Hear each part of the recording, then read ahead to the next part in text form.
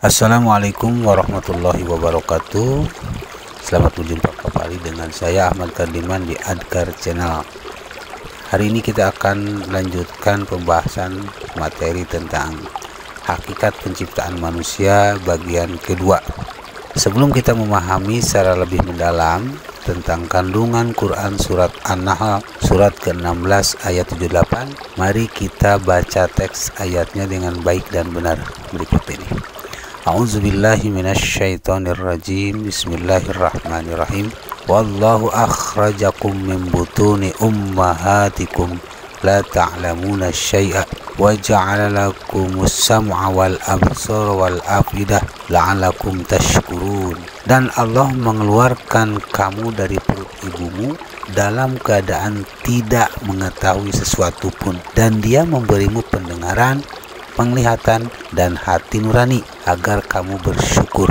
Kandungan dari ayat 78 surat An-Nahl ini masih erat kaitannya dengan makna dari surat Al-Mu'minun ayat 12 sampai dengan 14. Pada ayat ini Allah Subhanahu wa taala menegaskan bahwa ketika seorang anak manusia dilahirkan ke dunia, dia tidak tahu apa-apa. Dengan kekuasaan dan kasih sayangnya, manusia dibekali dengan atribut pelengkap yang nantinya dapat berfungsi untuk mengetahui segala sesuatu yang sebelumnya tidak pernah diketahui. Atribut-atribut tersebut ialah berupa 3 unsur penting dalam proses pembelajaran bagi manusia, yakni pendengaran, penglihatan, dan hati atau akal pikiran. Dalam ayat di atas, indera pendengaran disebutkan lebih awal oleh Allah Subhanahu wa taala sebab pendengaran adalah unsur utama yang pertama kali dipergunakan oleh orang yang akan belajar untuk memahami segala sesuatu. Menurut sebuah teori penemuan modern,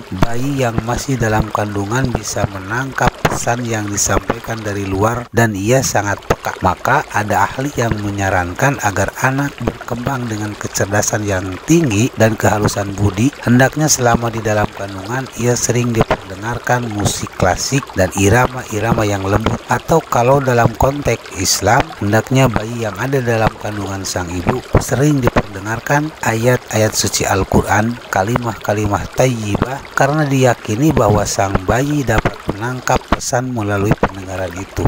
Dalam proses memahami dan mempelajari segala sesuatu, manusia akan dapat menangkapnya dengan indera pendengaran yang diperkuat dengan penglihatan dan akhirnya disimpan dalam hati sebagai ilmu pengetahuan. Setelah manusia menyadari bahwa ketika lahir tidak satu pun yang bisa diketahui, kemudian atas kemurahan Allah Subhanahu wa taala yang telah memberikan indera pendengaran, penglihatan, dan hati atau akal pikiran, manusia bisa mengetahui segala sesuatu dalam hidupnya. Kesadaran tersebut sudah seharusnya mendorong rasa bersyukur yang teramat besar kepada Allah Subhanahu wa taala yang telah berkuasa memberikan semuanya. Oleh karena itu, pada akhir ayat Allah Subhanahu wa taala menegaskan bahwa semua diberikan kepada manusia agar mereka mau bersyukur kepadanya. Rasa syukur itu kemudian harus diwujudkan dengan pengakuan ketundukan, ketaatan, kepatuhan yang dapat diekspresikan dalam bentuk keimanan dan direalisasikan dalam beribadah kepadanya. Dialah Allah Subhanahu wa taala, zat yang maha pencipta, zat yang maha pemurah, zat yang maha kuasa, dan zat yang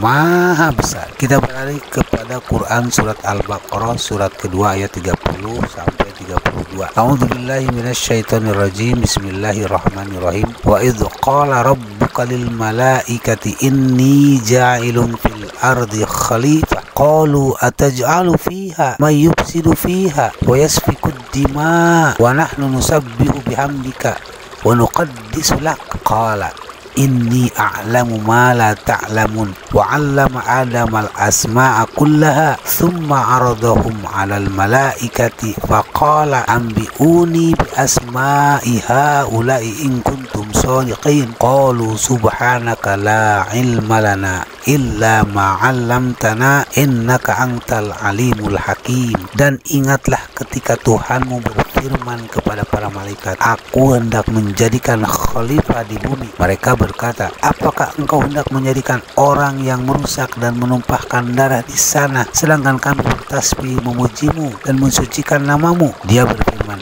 sungguh aku mengetahui apa yang tidak kamu ketahui. Dan dia ajarkan kepada Adam nama-nama benda semuanya. Kemudian dia perlihatkan kepada para malaikat seraya berfirman, sebutkan kepadaku nama semua benda ini jika kamu yang benar. Mereka menjawab, Maha suci engkau, tidak ada yang kami ketahui selain apa yang telah engkau ajarkan kepada kami. Sungguh engkau yang maha mengetahui lagi maha bijaksana. Dalam ayat 30 surat Al-Baqarah ini disampaikan informasi bahwa sebelum Allah Subhanahu wa Ta'ala menciptakan manusia yang pertama, yakni Adam alaihissalam, hal tersebut sudah disampaikan kepada para malaikat. Dalam ayat tersebut terjadi dialog antara Allah dengan malaikat, menyampaikan kepada para malaikat bahwa Allah Subhanahu wa Ta'ala hendak menjadikan khalifah Allah di muka bumi, yaitu manusia. Apakah yang dimaksud khalifah itu? Khalifah berarti pengganti, yang menggantikan atau yang datang sesudah siapa yang datang. Ada ulama yang mengartikan bahwa khalifah ialah yang menggantikan Allah Subhanahu wa Ta'ala dalam menegakkan hukumnya di muka bumi. Allah menunjuk manusia sebagai khalifah karena kelebihan manusia dibandingkan makhluk yang selainnya. Dengan menunjuk manusia sebagai khalifah Allah sekaligus bermaksud menguji kemampuan manusia dalam melaksanakan amanat tersebut. Ketika Allah Subhanahu wa Ta'ala menyampaikan firman-Nya, malaikat segera berkata, mengapa engkau hendak menjadikan khalifah di bumi? Adakah orang yang akan membuat kerusakan dan menumpahkan darah? Padahal kami senantiasa bertasbih dengan memuji engkau dan mensucikan engkau. Bila dikaji dengan baik, pernyataan malaikat tersebut bukan pertanda keberatan atas kehendak Allah Subhanahu wa Ta'ala, sebab para malaikat adalah makhluk yang sangat taat dan patuh terhadap perintah Allah. Tidak mungkin malaikat menentang dan mendurhakainya, termasuk menjadikan manusia sebagai khalifah di muka bumi ini. Karenanya pernyataan dari malaikat tersebut dapat diasumsikan beberapa hal. Pertama, berdasar kepada pengalaman sebelum terciptanya manusia, ada makhluk merusak bumi dan menumpahkan darah. Kedua, karena yang akan ditugaskan menjadi khalifah bukan malaikat, maka tentunya makhluk baru ini berbeda dengan mereka yang senantiasa bertasbih dan memuji Allah Subhanahu wa Ta'ala. Dan yang ketiga, bisa juga karena dari penamaan Allah Subhanahu wa Ta'ala terhadap makhluk yang akan diciptakan dengan sebutan khalifah. Padahal kata khalifah ini mengisyaratkan fungsi pelerai perselisihan dan penegak hukum, sehingga dipastikan ada di antara mereka yang akan berbuat kerusakan, perselisihan, dan pertumpahan darah. Namun apapun latar belakang pertanyaan para malaikat tersebut bukanlah menunjukkan keberatan terhadap rencana Allah Subhanahu wa Ta'ala. Dalam ayat tersebut diketahui bahwa pertanyaan malaikat itu dijawab singkat oleh Allah, sesungguhnya aku Allah mengetahui apa yang kamu tidak ketahui. Jawaban Allah tersebut menyiratkan manusia memang layak ditugasi sebagai khalifah di muka bumi karena kelebihannya dibandingkan makhluk lain termasuk para malaikat. Kelebihan yang sangat nyata adalah adanya kelengkapan unsur penciptaan manusia, yaitu jasad, fisik, ruh,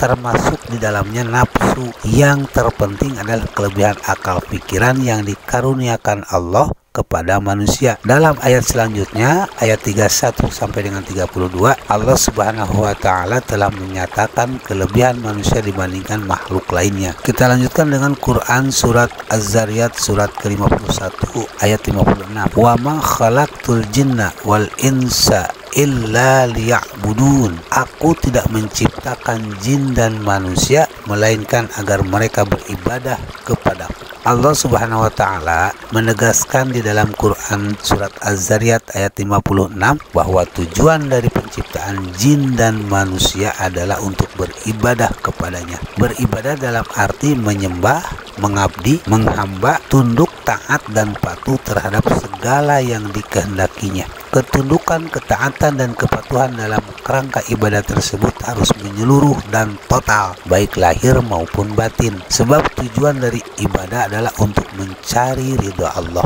Secara garis besar, ibadah dapat dibedakan menjadi dua, yaitu ibadah mahdoh, yakni ibadah yang ditetapkan ketentuan pelaksanaannya seperti sholat, puasa, zakat, dan haji, dan ibadah ghair mahdoh, yakni ibadah yang tidak ditetapkan ketentuan secara khusus dalam pelaksanaan seperti seperti contoh ibadah dalam menyantuni fakir miskin, berbuat baik, dan hal-hal lain dalam bentuk muamalah. Ibadah merupakan bukti rasa syukur manusia kepada Allah yang telah menciptakan manusia dengan sebaik-baik bentuk dan yang dengan kemurahannya Allah memberikan fasilitas hidup. Sikap tersebut sudah seharusnya dimiliki oleh setiap manusia. Apabila manusia mempunyai kesadaran akan hal tersebut, lain halnya apabila manusia tidak mempunyai kesadaran untuk mensyukur segala sesuatu yang telah Allah berikan, maka ia akan menjadi manusia yang tidak mau tunduk, tidak mau taat, dan justru mengingkari Allah dengan tidak beribadah kepadanya.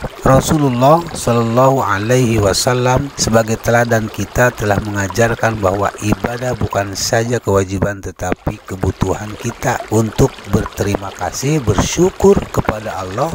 Dalam sebuah hadis beliau bersabda, hadatsana Abu Nuaim qala hadatsana Mis'ar an Ziyad qala sami'tul Mughirah radhiyallahu anhu yaqulu in kana an-nabiy sallallahu alaihi wasallam la yaqumu li yusalli hatta tarima qadama aw saqa fayuqalu lahu fayaqulu afala akunu abadan syakura. Diceritakan kepada kami oleh Abu Nuaim dari Mas'ar bin Ziyad bahwa aku mendengar Al-Mughirah radhiyallahu anhu berkata, ketika Nabi Shallallahu alaihi wasallam bangun untuk mendirikan salat malam hingga tampak bengkak pada kaki atau betis, beliau dimintai keterangan tentangnya. Maka beliau menjawab, apakah memang tidak sepatutnya aku menjadi hamba yang banyak bersyukur?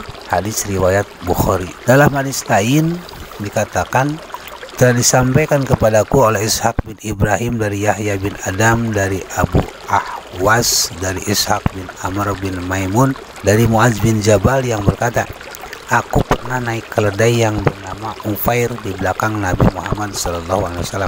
Kemudian beliau bertanya, wahai Muaz, tahukah engkau apa hak Allah yang wajib dipenuhi oleh para hambanya dan apa hak para hamba yang pasti dipenuhi oleh Allah? Aku menjawab, Allah dan Rasulnya yang lebih mengetahui. Lalu beliau bersabda, hak Allah yang wajib dipenuhi oleh para hambanya ialah mereka hanya beribadah kepadanya dan tidak mempersekutukannya dengan sesuatu pun. Sedangkan hak para hamba yang pasti dipenuhi Allah ialah sesungguhnya Allah tidak akan menyiksa orang yang tidak mempersekutukannya dengan sesuatu pun. Aku bertanya, wahai Rasulullah, tidak perlukah aku menyampaikan kabar gembira ini kepada orang-orang?